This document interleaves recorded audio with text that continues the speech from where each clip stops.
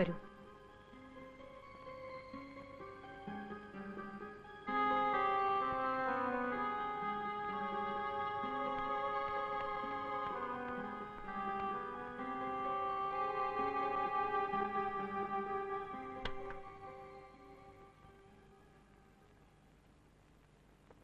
എന്താ മായി? എന്താ നിന്റെ ഉദ്ദേശം? എന്തിനാ നീ എന്നെങ്ങനെ ശല്യം ചെയ്യുന്നത്?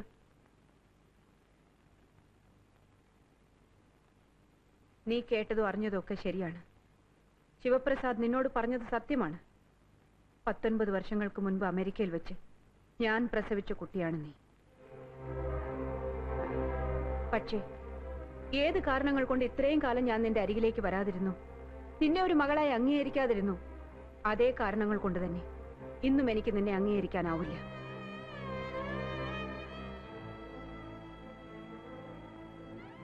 നിനക്കിതുവരെ കിട്ടിക്കൊണ്ടിരുന്നതെല്ലാം ഇനിയും തുടർന്നും കിട്ടിക്കൊണ്ടിരിക്കും. വേണമെങ്കിൽ അതിൽ കൂടുതലും. പക്ഷെ ഒന്ന് മാത്രം ചോദിക്കരുത്. ഒരമ്മയെന്ന നിലയിലുള്ള സ്നേഹം, വാത്സല്യം, ലാളന, അതൊക്കെ 19 വർഷങ്ങൾക്ക് മുൻപ് നഷ്ടപ്പെട്ടു പോയതാണ്. ദയവ് ചെയ്ത് മകളെ അമ്മയെ ഉപദ്രവിക്കരുത്. നിങ്ങൾ എന്നെ വല്ലാതെ തെറ്റിദ്ധരിച്ചിരിക്കുകയാണ്. ഒരമ്മ എന്ന നിലയിലുള്ള നിങ്ങളുടെ അംഗീകാരം എനിക്ക് വേണ്ട.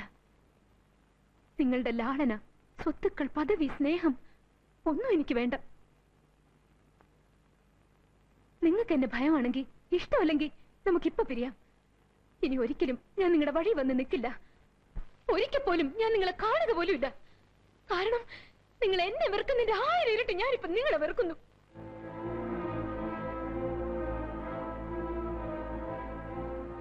ഇവിടെ വെച്ച് നമുക്ക് പിരിയാം. പക്ഷേ പിരിയുന്നതിന് മുൻപ് എനിക്ക് 2 കാര്യങ്ങൾ അറിഞ്ഞേ തീരൂ. ഒന്ന്, ആരാണ് എന്റെ അച്ഛൻ?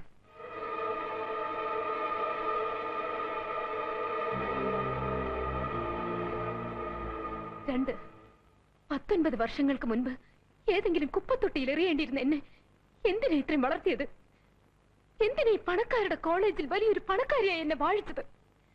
എന്തായിരുന്നു നിങ്ങൾ ഇത്രയും കാലം എനിക്ക് തന്നുകൊണ്ടിരുന്നത്? സ്നേഹമോ പരിഹാസമോ? പറ. ഈ 2 ചോദ്യങ്ങൾക്ക് ഉത്തരം തരാതെ എനിക്ക് നിങ്ങളെ വെറുതെ വിടാൻ പറ്റില്ലല്ലോ. മായി, നിന്റെ അച്ഛൻ ആരാണെന്ന് അറിയാവുന്ന ഒരേ ഒരാളെ ഉള്ളൂ ഈ ലോകത്തിൽ. ഞാൻ മാത്രം. ഞാൻ മരിക്കുന്നവരെ അത് മറ്റൊരാൾ അറിയില്ല. അറിയാൻ ഞാൻ സമ്മതിക്കില്ല. നീ എത്ര ചോദിച്ചാലും ഞാനത് പറയില്ല മായി. പിന്നെ ഞാൻ എന്തിനാ ഇത്രയും കാലം നിന്നെ വളർത്തിയത്? ഞാൻ എന്തിനാ നിന്നെ ഇഷ്ടം പോലെ ജീവിക്കാൻ അനുവദിച്ചത്? ഞാൻ എന്തിനാ ഒരിക്കലും പോലും നിന്നെ കാണാൻ വരാതിരുന്നത്? ഞാൻ എന്താ നിനക്ക് തന്നുകൊണ്ടിരുന്നത്? സ്നേഹമോ പരിഹാസമോ? അതൊന്നും എനിക്കറിയില്ല കുട്ടി. ഈ കണ്ണീര് കൊണ്ട് എന്നോട് ഇത്രയും കാലം ചെയ്ത കളങ്കം നിങ്ങൾക്ക് കഴുകിക്കളയാനാവില്ല. ഇനിയും വരും ഞാൻ. എന്റെ അച്ഛൻ ആരെന്ന ചോദ്യത്തിന് ഉത്തരം കിട്ടാതെ നിങ്ങളെ സ്വൈര്യമായി ജീവിക്കാൻ ഞാൻ അനുവദിക്കില്ല.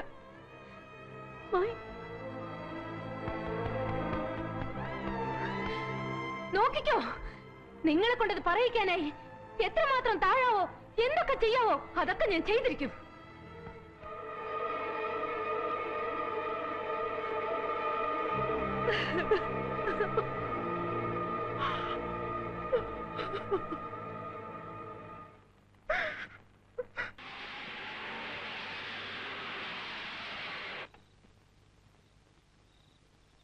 വരൂ.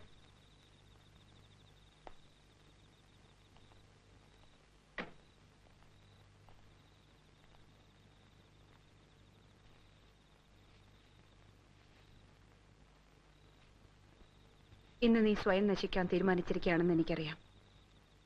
എന്തൊക്കെ സംഭവിച്ചാലും അത് നിന്റെ വിധിയെന്ന് കരുതാനേ എനിക്ക് പറ്റൂ. നിന്റെ ഈ പ്രായത്തിൽ നിന്നെക്കാൾ വാശിയും വികൃതിയൊക്കെ ഉള്ളവളായിരുന്നു ഞാൻ. അന്നൊരു കൂട്ടുകാരി ഒരു പുരുഷനെ ചൂണ്ടിക്കാണിച്ച് വെറുതെ എന്നെ ഒന്ന് വാശി പിടിപ്പിച്ചു. അങ്ങനെ തമാശയ്ക്കാണ് ഞാൻ നിന്റെ അച്ഛനെ എന്നിലേക്ക് വലിച്ചഴിച്ചത്. അദ്ദേഹം ഒഴിഞ്ഞു മാറാൻ ശ്രമിച്ചപ്പോഴെല്ലാം എന്റെ വാശിയും തമാശയും കൂടിയതേ ഉള്ളൂ. ഒടുവിൽ നീ എന്റെ വയറ്റിൽ പിറക്കുന്നത് വരെ പോയ ആ ബന്ധം പതുക്കെ പതുക്കെ ആരൊക്കെയോ അത് അറിയാനും തുടങ്ങിക്കഴിഞ്ഞിരുന്നു.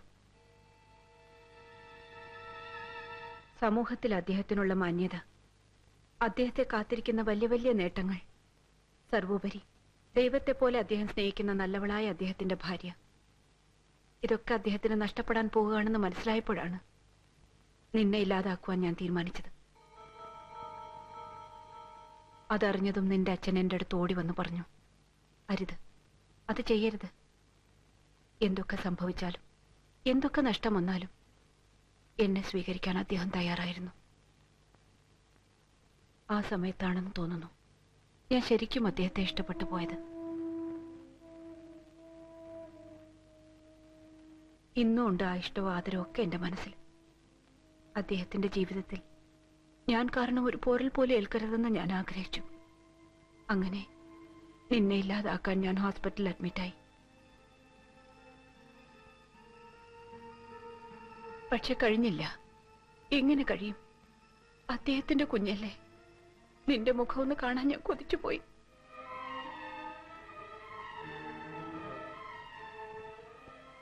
ഹോസ്പിറ്റലിൽ നിന്ന് ഇറങ്ങിയതിന് ശേഷം നിന്നെ നശിപ്പിച്ചു എന്നൊരു കളവ് നിന്റെ അച്ഛനോട് ഞാൻ പറഞ്ഞു. അന്നും അദ്ദേഹം വല്ലാതെ വേദനിച്ചു, കരഞ്ഞു. ഞാൻ പറഞ്ഞു, പിരിയാം, ഇനി ഒരിക്കലും കാണാതിരിക്കാനായി പിരിയാം. ഞങ്ങൾ പിരിഞ്ഞു. അതിൽ പിന്നെ ഇതുവരെ ഞങ്ങൾ തമ്മിൽ കണ്ടിട്ടേയില്ല. ഇന്നും അദ്ദേഹത്തിന് അറിയില്ല മഹേ, നീ ജീവനോടിരിക്കുന്നു എന്ന സത്യം. എല്ലാം മറക്കാനാണ് ഞാൻ അമേരിക്കയിലേക്ക് പോയത്. അവിടെ വെച്ചായിരുന്നു നിന്റെ ജനനം. 3 വർഷം കഴിഞ്ഞ് ഞാൻ ഒറ്റയ്ക്ക് ഇന്ത്യയിലേക്ക് വന്നു. അപ്പോഴേക്കും നിന്റെ അച്ഛൻ എല്ലാവരും ബഹുമാനിച്ച് ആദരിക്കുന്ന ഒരു വലിയ മനുഷ്യനായി കഴിഞ്ഞിരുന്നു. ഒരുപാട് സന്തോഷം തോന്നി എനിക്ക്. എങ്കിലും കാണാനോ ഓർക്കാനോ ഞാൻ ശ്രമിച്ചതേയില്ല. പക്ഷെ നിന്നെ മറക്കാൻ എനിക്കായില്ല. ഏത് നേരവും കൈനീട്ടിയെടുക്കാവുന്ന ദൂരത്തിലാക്കാനാണ് നിന്നെ എവിടെ കൊണ്ടുവന്നതും ശിവപ്രസാദിനെ ഏൽപ്പിച്ചതും.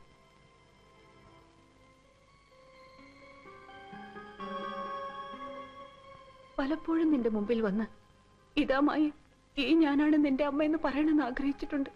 പക്ഷെ ഒരിക്കലും കഴിഞ്ഞിട്ടില്ല. നിന്റെ അച്ഛനെ ഓർത്താണ്, അദ്ദേഹത്തിന്റെ കുടുംബത്തെ ഓർത്താണ്, സ്നേഹബന്ധങ്ങളെ ഓർത്താണ്. എനിക്കിങ്ങനെ ഒരു മകളുണ്ടെന്നറിഞ്ഞാൽ ആരെങ്കിലും പഴയ കഥകൾ ഉയർത്തിക്കൊണ്ടുവന്ന് എല്ലാം നശിപ്പിക്കില്ലേ? അത് നിന്റെ അച്ഛനെ ബാധിക്കില്ലേ? അദ്ദേഹം ഒരിക്കലും ദുഃഖിക്കാതിരിക്കാൻ വേണ്ടിയാണ് ഇത്രയും കാലം ഞാൻ നിന്നെ കാണാൻ പോലും വരാതിരുന്നത്. പക്ഷെ നീ വല്ലാതെ വാശി പിടിക്കുന്നു. ആ അച്ഛൻ ആരാണെന്നറിയാൻ അതിനുവേണ്ടി സ്വയം നശിക്കുന്നു. നീ ഒന്ന് ആലോചിച്ചു നോക്കൂ. അറിഞ്ഞിട്ട് എന്ത് നേടാനാണ്?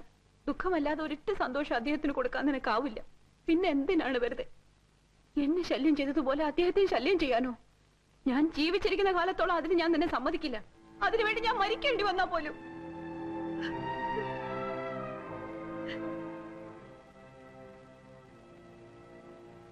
എനിക്കറിയാം, ജീവിതത്തിൽ ഒരു തെറ്റും ചെയ്തിട്ടില്ലാത്തവളാണ് നീ.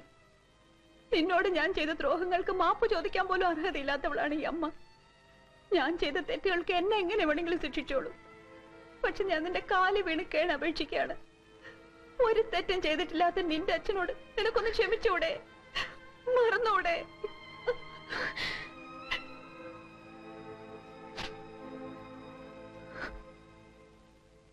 നീ എന്താ ആലോചിക്കുന്നേ?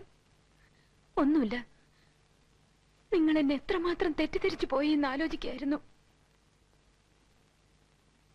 അമ്മ ഈ പറഞ്ഞ കഥകളൊക്കെ എപ്പോ എന്റെ അടുത്ത് വന്ന് പറഞ്ഞിരുന്നെങ്കിലും ഞാൻ പറയുമായിരുന്നല്ലോ എനിക്ക് എന്റെ അച്ഛൻ അറിയണ്ട എന്ന്.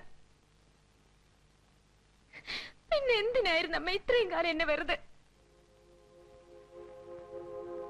ഇപ്പോഴും ഞാൻ പറയുന്നു, എനിക്കറിയണ്ട എന്റെ അച്ഛൻ ആരെന്ന്. ഇനി ഒരിക്കൽ പോലും ഞാനിത് ചോദിക്കുകയില്ല. എന്റെ അമ്മ സന്തോഷവതിയായിരിക്കാൻ ഇതിൽ കൂടുതൽ എന്തെങ്കിലും ഞാൻ ചെയ്യണോ? നീ പറയുന്നതൊക്കെ സത്യമാണ് മായ. സത്യം. ഇതോർത്ത് ഇനി അമ്മ വിഷമിക്കരുത്. ഞാൻ ഒരിക്കലും അമ്മയെ ശല്യപ്പെടുത്തില്ല. അമ്മ പൊയ്ക്കോളൂ.